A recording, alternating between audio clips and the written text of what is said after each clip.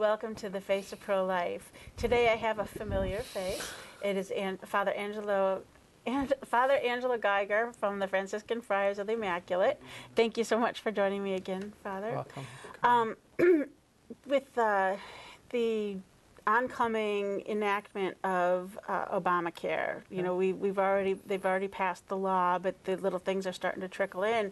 We're starting to see that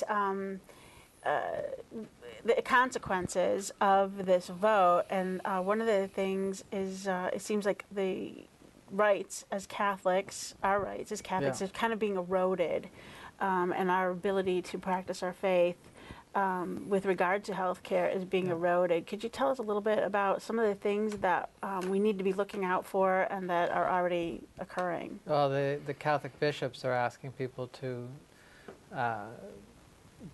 intervene with the government and with their legislators concerning the Health and Human Services run by Sebelius, because the provisions for birth control in Obamacare does not provide sufficient. Well, I mean, we should be paying for birth control in the first place. I mean, but aside from that, there's issues of religious liberty, because the government's going to start forcing Catholic institutions to provide this kind of care. You know, the conditions right now. There is a conscience clause provision, but it's not very. It's very narrow. According to the conscience clause, it would only apply to organizations that have the inculcation of religious values as their purpose. So that would apply to, like, the church itself, and, you know, catechism schools and things like that, but not necessarily to a Catholic hospital or to other ancillary Catholic charities, for example. Then another condition would be primarily employ those that share their religious tenets. Now, nowadays, that might not even apply to a Catholic school. Right. You know, and then thirdly, primarily serve persons who share their religious tenets. And again, that wouldn't necessarily apply to a Catholic school. Probably would in most cases. Most of the kids are Catholic, but not all of them. And are a non-profit organization. So that restricts the actual people to whom this would apply very narrowly. So I know we've discussed this before, and one of the problems why health insurance itself is so high is because of government mandates. And I know in Connecticut, the government itself mandated that all health plans have, you know, cover this, and this. And that's now what the federal government is doing, and they're chunking out all of these benefits that have to be included in a health care plan, and that you can't just pick and choose and say, oh, no, I just want a health care plan that covers me for this, and this. No, you have to have the whole Cadillac. And, of course, that in itself increases necessarily the cost of health care insurance. But the other problem here is you're saying that now organizations who have a strong moral objection to birth control are going to have to be supporting these practices. Right. They, like, schools have to pay for insurance for their employees that include these things. Yeah. And they can't really, you know, opt out. Right. Exactly. No, they can opt out in this very narrow, within these very narrow parameters. But for the most part, like you say, Catholic Charities, which isn't an organization that is just teaching people about the faith, they're reaching out and living the faith and helping the poor and doing various ministries. Corporal works of mercy. Right. And they will have to, they will not be able to opt out. No. Because that's not their main mission. Right. Yeah, and you know, it's an issue of religious liberty. You know, and we're trying to deal with a state, whether it's a federal government or here in Connecticut, that is hostile to our values and has increasingly shown itself to be hostile as time goes on, whether it has to do with the definition of marriage as a union of one man and one woman, or it has to do with forcing Catholic hospitals, as they did here in Connecticut, to provide quote-unquote emergency contraception, or whether it has the federal government, forcing people to pay for these things or to provide these services. It happens more and more, and it seems like we end up doing too little too late most of the time with these issues. And I think people aren't really aware of the way the government's mandates and their plans are really taking their liberty away, their religious liberty. I know. It's amazing. I mean, that was really, the major issue. It's one of the major issues when it comes to same-sex marriage and health care. It's the right of not just Catholics, but people who believe these things to be wrong, their right to remain free of coercion of the state. Right. What's really troubling is just this past week, there was a group of high school coaches and junior high coaches that were chastised for bowing their heads while students said a prayer. It was a student-initiated prayer, but out of respect for the students, the coaches bowed their heads, and they were... people just need to say, whatever, and, they have to fight those things. You just have to fight them. And yet... I mean, the problem is that, they lose their job, right. their livelihood and all the rest. But this is what happens. You let these things slide, you don't resist, and then it becomes part of the culture. I know. And yet in Massachusetts and now other places too, it's so ingrained in the Catholic or in the public school education, the idea of homosexual marriage and everything, that you can't even opt out. You can't even get your kids to opt out of those classes anymore, because in Massachusetts, it's, that's the law of the land, and there's nothing controversial about it. So, while they're putting their moral values on us, we're not allowed to even exercise our values whatsoever. Yeah.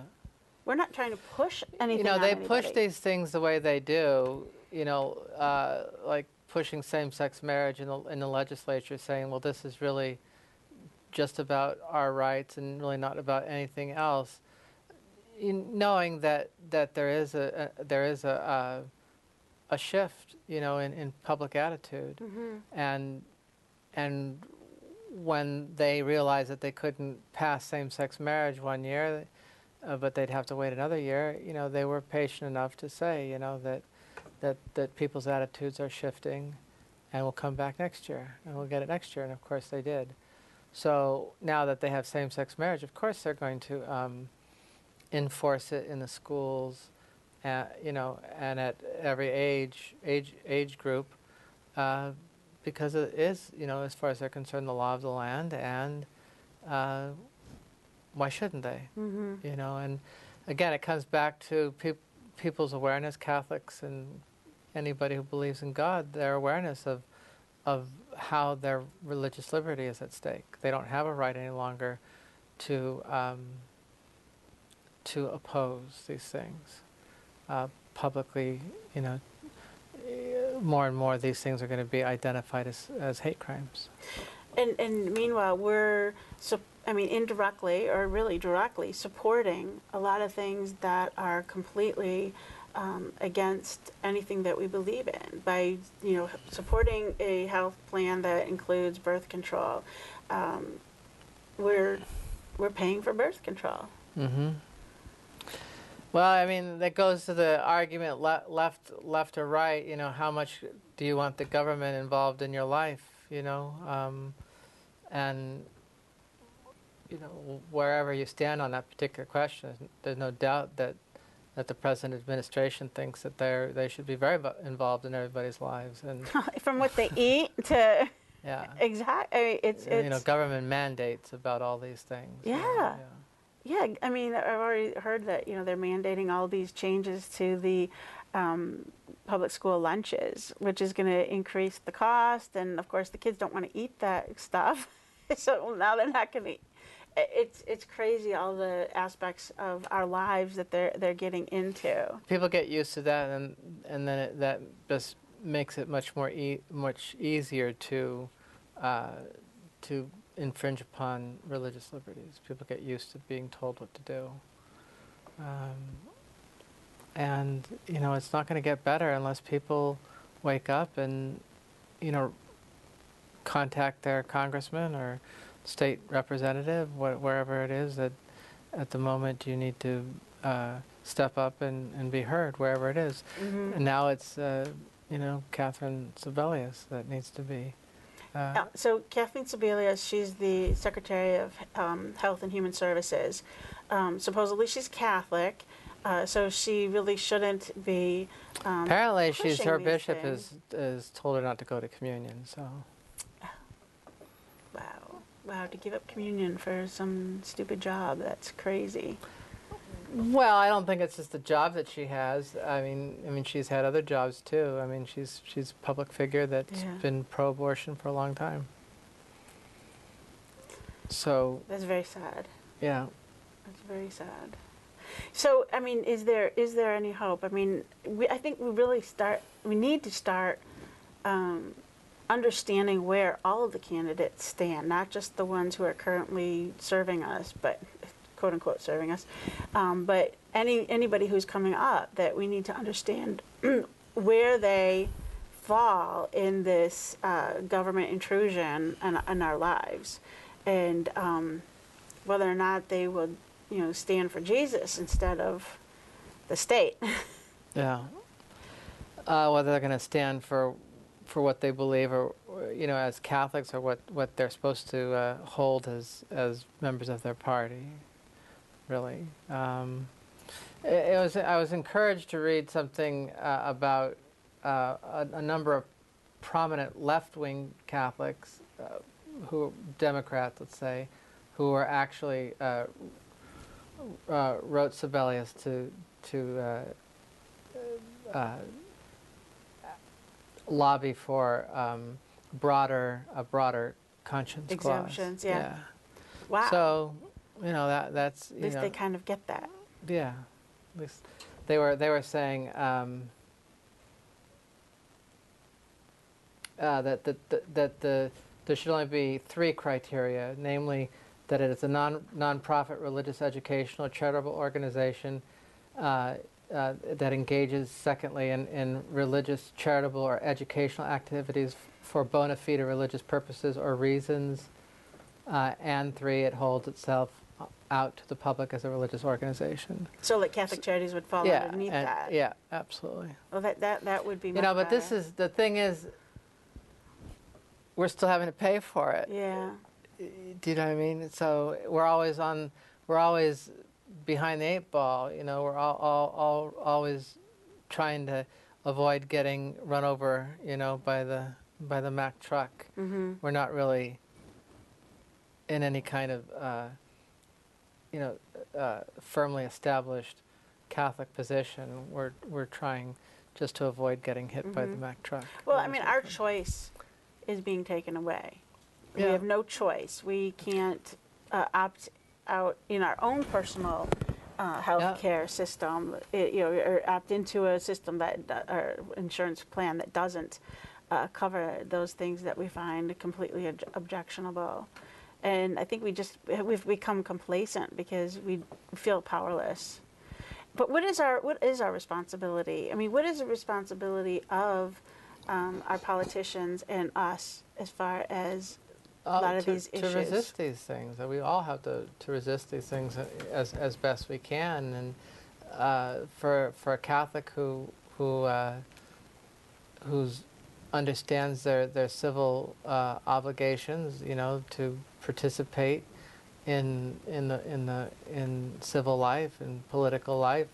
Of course, voting is the primary thing, but besides that, making known to your elected officials, one way or another, where you stand and what the way you want them to vote. Mm-hmm. And putting pressure on people like Sebelius. And nowadays it's not that hard to do. I mean, the best thing is always is personal contact with whoever you have to deal with, whether it's your legislator or some executive or a bureaucrat within the government. If you can go to their offices and talk with them, or if you can phone them, or otherwise nowadays you can email them, mm-hmm. and sometimes you have people that'll, like the Bishops' Conference website shows you who to contact, and it gives you all the information. Mm-hmm. And the Catholics do make up a large proportion of the United States voting electorate. Yeah. And really, as we are responsible for our government. Yeah. I mean, we are not in a dictatorship yet. And we are responsible for who our elected officials are. Yeah. So when it comes to Judgment Day, what did you do to prevent, abortion? What did you do to prevent that widespread use of contraception, even within your own community? What did we do? And it's so easy nowadays.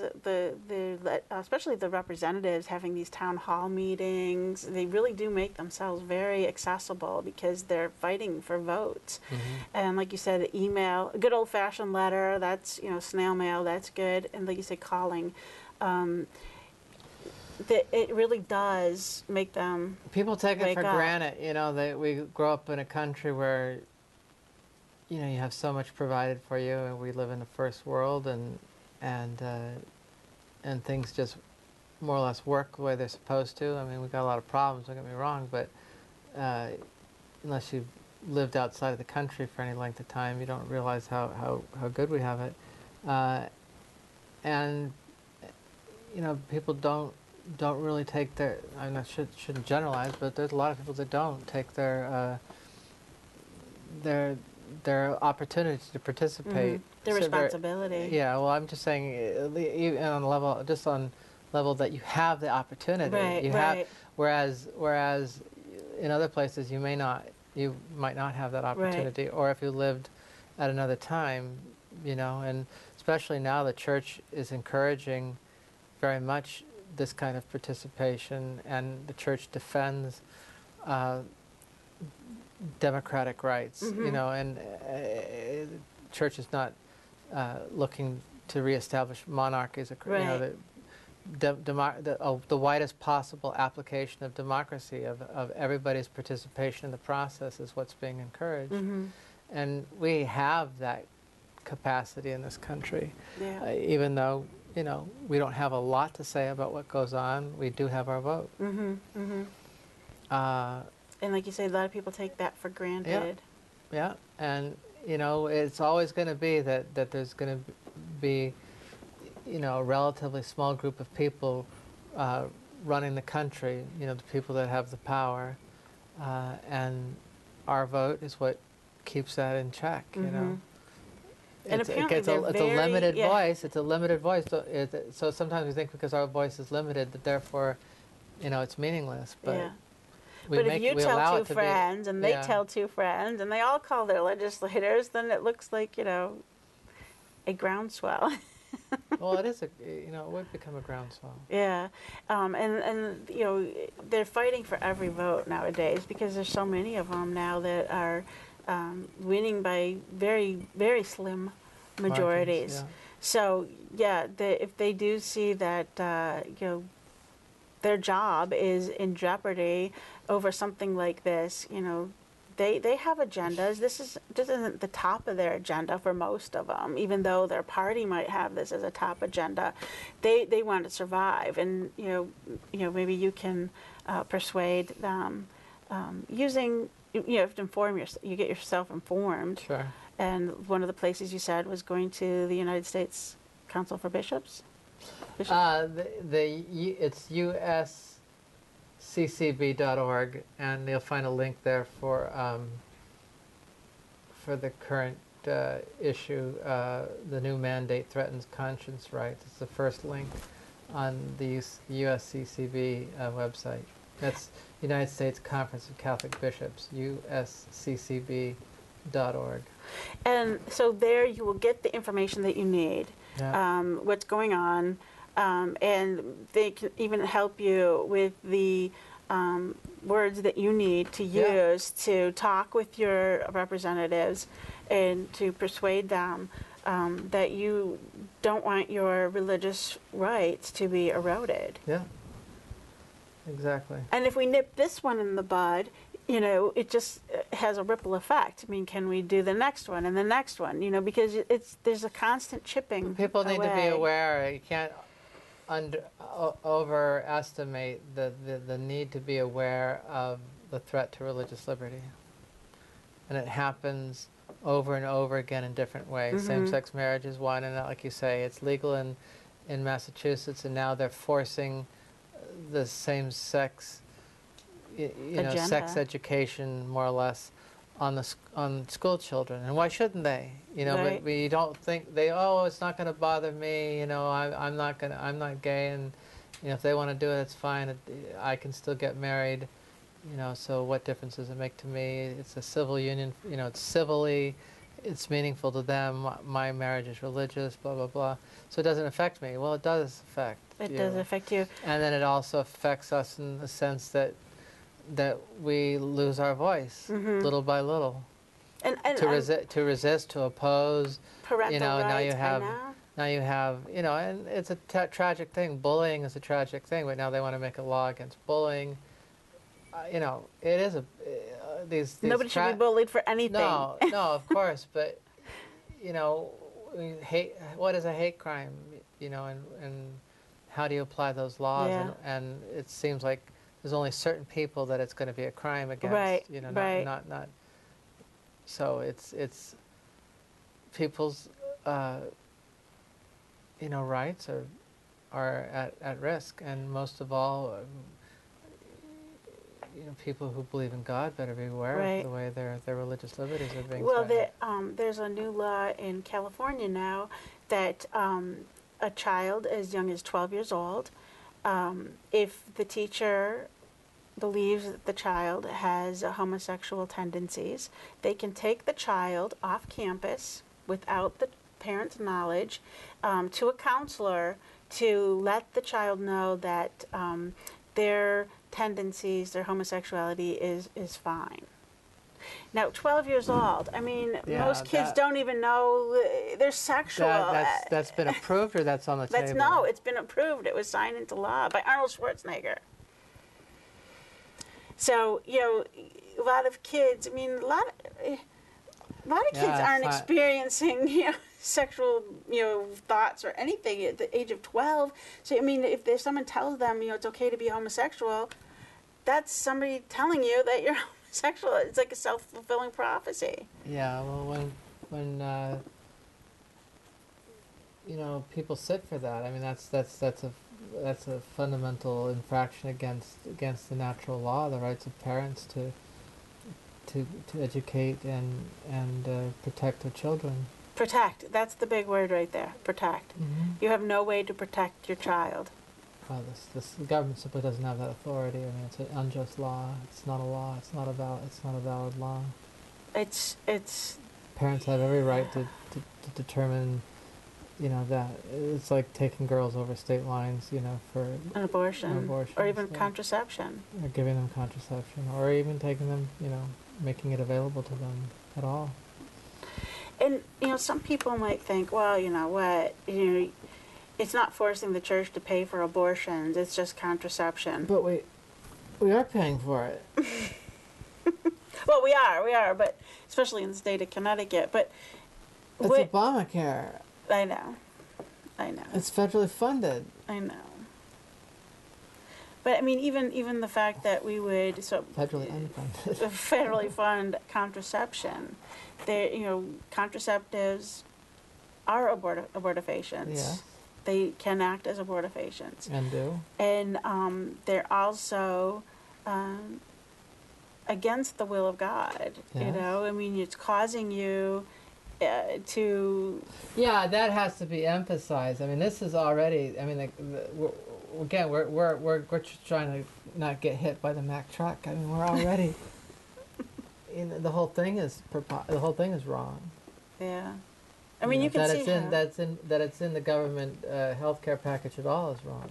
You know. I know, because it's not healthcare. Whether we have an opt out or not, it's Right. still wrong. Right. It's not part. It's really not healthcare. No, it's not. Well, they do comment on that here. There's one of the first points is that you should, the government shouldn't be treating pregnancy as though it were a disease. That needs to be treated. It isn't a healthcare issue. Is there also a thing in there that they would have to pay for in vitro fertilization? Is that in Obamacare? Is that what you're asking? Yes. I know it is in Connecticut that healthcare plans need to include in vitro fertilization. It's very expensive. It's very expensive, and it's, again, against the will of God. Yeah. It's like when we start playing God, that never works out for us well. Never, ever. Yeah. Well, it's really a matter of what people are willing to let the government do. Either they're going to speak up or they're going to be silent. And we've got to pray that our bishops and priests will have the courage to lead the flock, and to encourage their flock to be reactive to these things. Mm-hmm. How forceful are they going to be? Like you say, it's posted on their website, but are we going to get directives in our bulletins or from the pulpits, or is this just going to be something that only if you're in the know are you going to be prompted?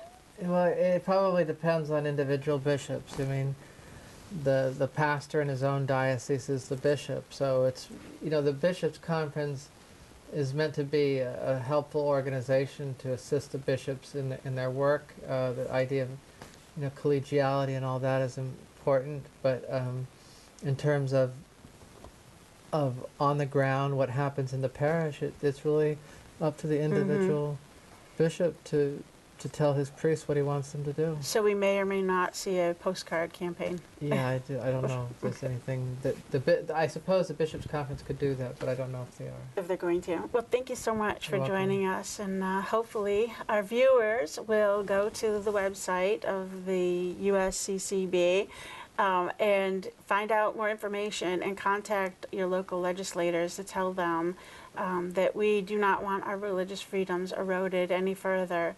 And when you look in the mirror the next time, we hope you realize yours too is the face of pro-life. Please join us next time.